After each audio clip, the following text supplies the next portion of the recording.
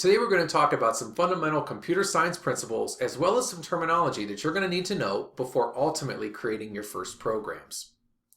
What is computer science?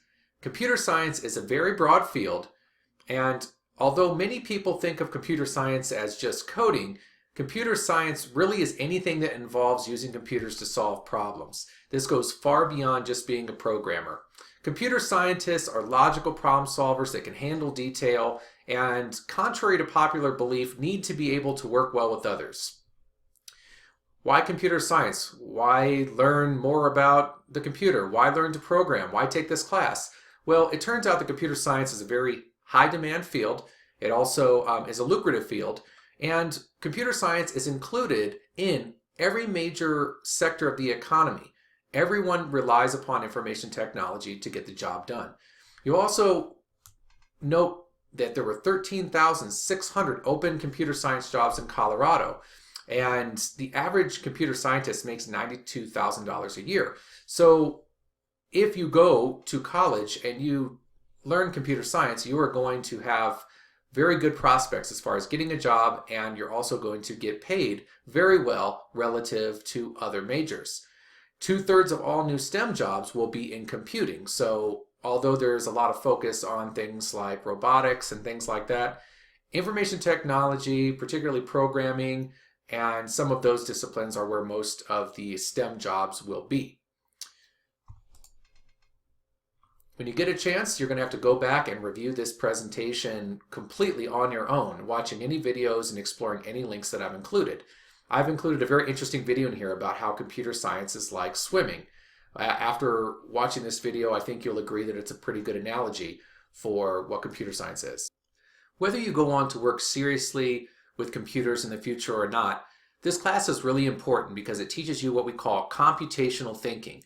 Computational thinking is basically a set of strategies that can be used to solve a problem and to present it in such a way that the computer can help us with it, that we can actually use computing power to help us solve vexing problems. This diagram right here shows you sort of the parts of computational thinking. So by learning to program, by taking a computer science course, you learn things like decomposition, that ability to break a big problem into small pieces, algorithms, the steps and the sequence necessary to solve a problem, pattern recognition, be able to observe how patterns present themselves and how they can be used to solve problems. And then abstraction, basically being able to see something that's very general and then how it can be, that general knowledge can be used to solve specific problems. So computer scientists rely heavily upon computational thinking, but this extends to many other fields as well. Whether you go on to be a programmer or not, it's very useful to be an open, flexible problem solver. I've got another video that you're going to watch here. It's called Computational Thinking, a Digital Age Skill for Everyone, which goes a little bit further into this concept of computational thinking and why it's important. You will hear us talk a lot about algorithms. So algorithms are basically like almost the recipe, if you will, to solving a problem. Here I have a diagram that I think demonstrates what an algorithm is. We have our fruit plus our milk plus our blender. The process of actually combining all the ingredients equals a smoothie. So when you think about all problems, the solutions to them normally have some sort of algorithm, step-by-step instructions, a sequence of things that has to be done to solve the problem. Obviously, before you write a program, you need to know what the algorithm behind the program is. What are the steps? What is the sequence of things that need to happen so that I can write this computer program? So that's what we call an algorithm. I've got another video here that does a great job of telling you what the goal of an algorithm is. Gives you some examples and what are all the different things you need to know to create an algorithm. Here is an example. This is like a flow chart, a process flow, if you will. Imagine you had a parking lot, one of those paid for parking lots.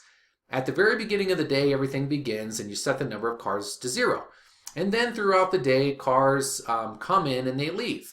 Well, based upon whether they are at the entrance or exit gate, there is a whole sequence of steps and conditions that you would have to evaluate in order to run the parking lot. So this is what we would call a car park algorithm, where We would check to see whether a car was at the entrance and whether there was room for that car. If there was, we'd let it go. By the time that car decides to leave, we would subtract 1 from the number of cars, which would then allow another car to come in. So algorithm you can think of as a step-by-step set of instructions, sort of like a recipe for a problem, or solving a problem, if you will. Programs. So what is a program?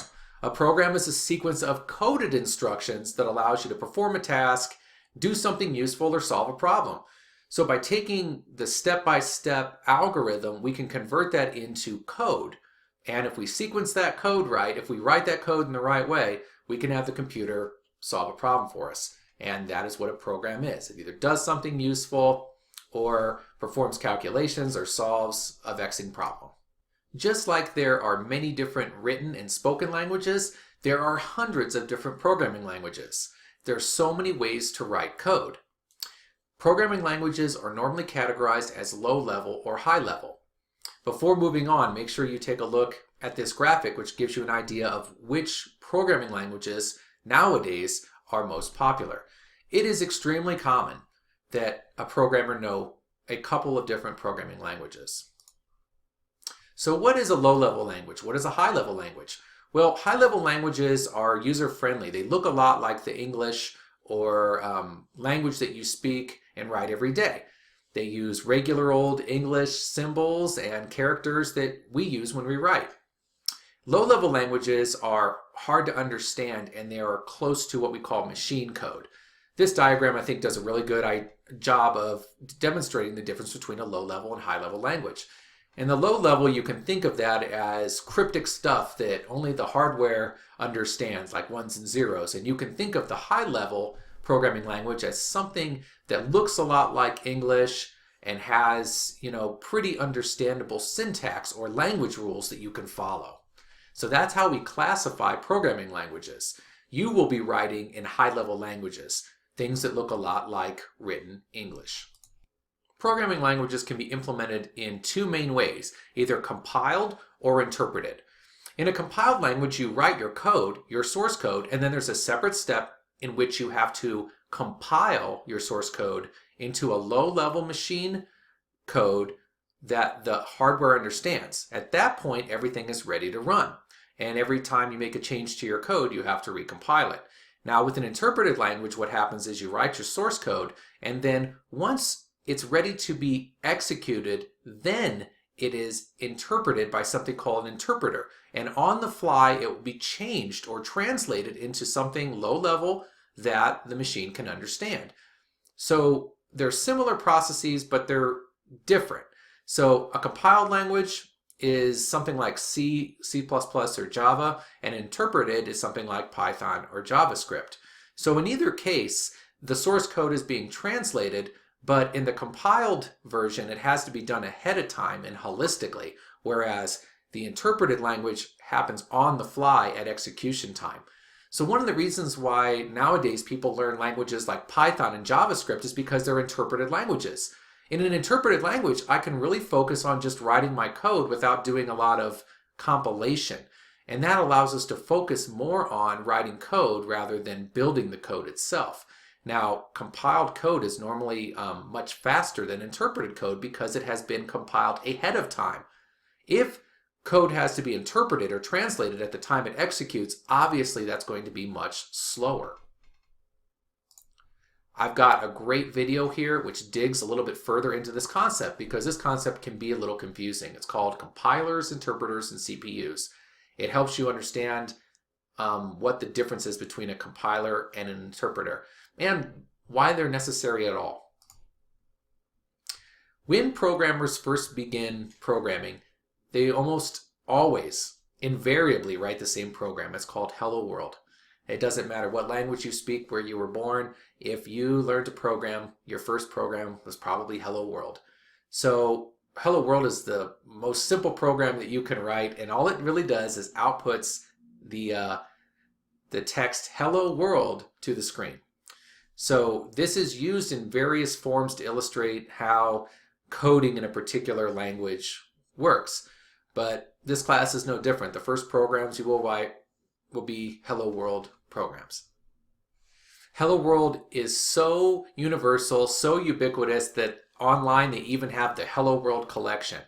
You can see the Hello World program written in nearly every computer programming language that exists or ever existed. So you're going to take a moment to do that. Take a look and you will see the truly ubiquitous nature of the Hello World program. Pay close attention to the differences between the languages and what is required in each language to produce the exact same output.